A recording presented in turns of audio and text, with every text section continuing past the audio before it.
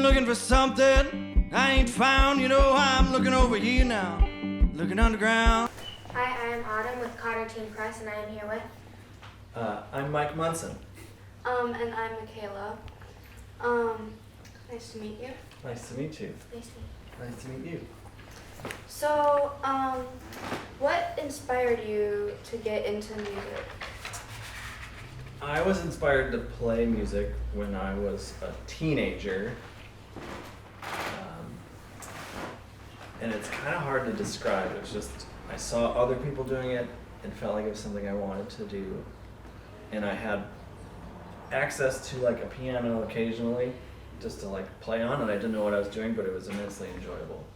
So I figured if I could find an instrument and then find someone to help me play it, like that could be really great, and it turns out it was.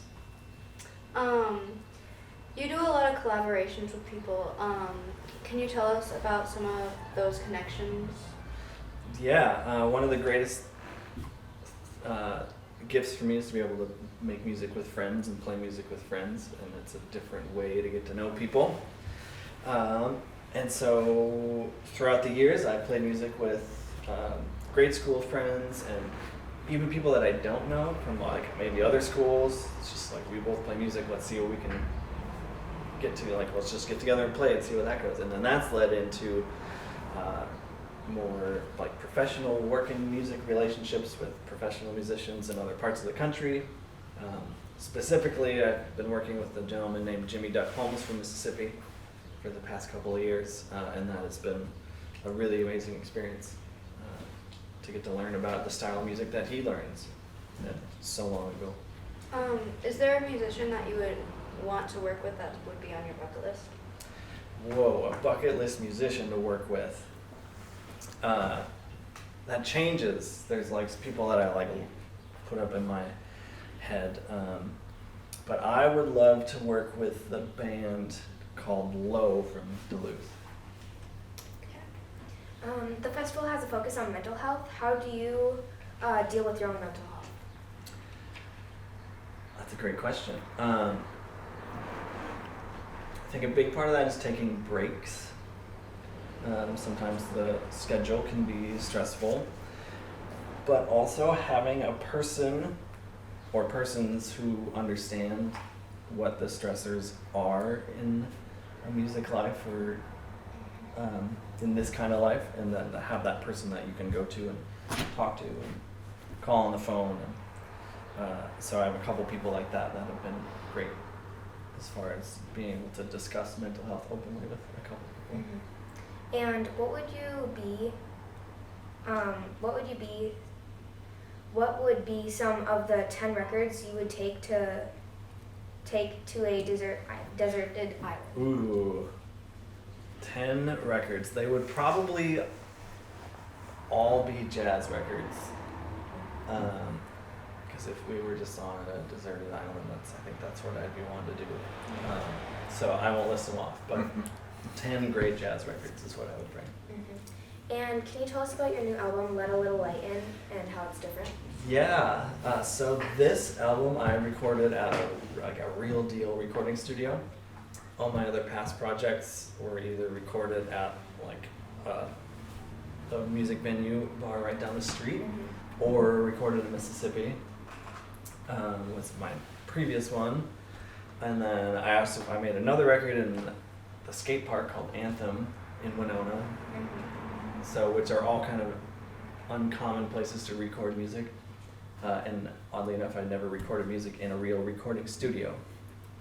So working with some friends over there, we put together some music, and that was another piece of it. Usually my projects have just been me, but we expanded on that. And it was during COVID, so it was odd to work with other people during COVID because we weren't really in the same room together.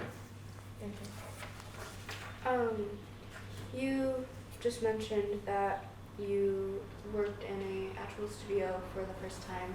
How was it different, and like the pros and cons? Yeah, the pros are that there's zero distractions.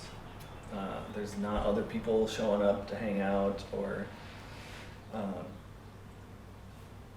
you know, there's no one like really calling on the phone or anything like that, so you can just like go in and work. But at the same time, it's kind of can lack some character. It's not like, sometimes they're not very exciting places. They're kind of like sterile or blah, you know. It's like trying to like, I don't know, make a record in the science classroom or something like that. It's just like you want it to be a little weird and funky. So that's a downside.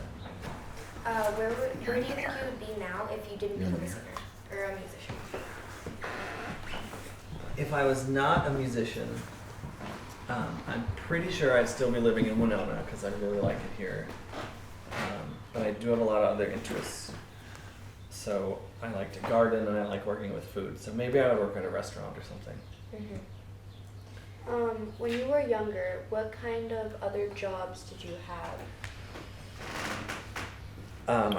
My first job was folding pizza boxes for a pizza delivery place. I didn't get to touch the pizza. I just got to fold the boxes in the back. And then I worked at Target for a short amount of time, and I begged them to send me to the parking lot to collect the carts because I did not like working the cash register. So I was outside in the parking lot at Target a lot. And then, like, that's like way back. That's like my first jobs. And then I used to work at Bluff Country Co-op, grocery store for a long time in town. Thank you for speaking with us. Nice to meet you. Thanks for your questions. This was fun. Good luck with all your projects. Thank you. Yes,